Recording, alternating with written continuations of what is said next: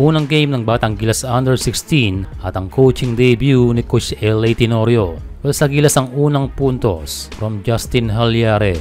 Nagpakita ng depensa ang Batang Gilas pero palaban itong Vietnam na meron ding 6'7 or 6'8. Isa sa ating inaasahang gagawa ay si Prince Carino.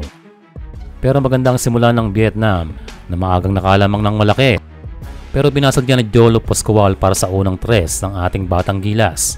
Samantalang ang Vietnam ay showing some moves. Pero meron tayong malakas sa forward, ito si Jolo Pascual ng Letran.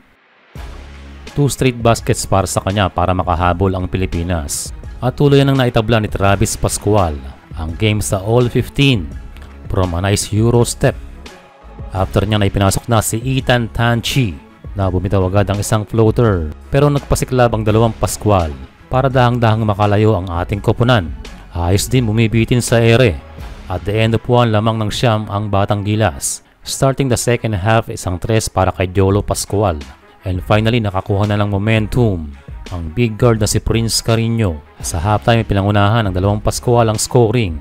Sa simula ng second half, floater from Prince Carino. At sinabay na ni Coach L.A. ang kanyang ka-twin tower na si Jeremiah Antolin. And again, Prince Carino showing his mid-range. At 6'7 ay meron niyang tira sa labas. Dahil siruin na ang Gilas, pinasok na rin ang young big na si Carl De Los Reyes. Ito naman ang swabing galaw ni Ethan Tanchi. Well, diba rin ang basketball IQ ng batang ito. And again, Tanchi to De Los Reyes. Nagmursa ang UE Center.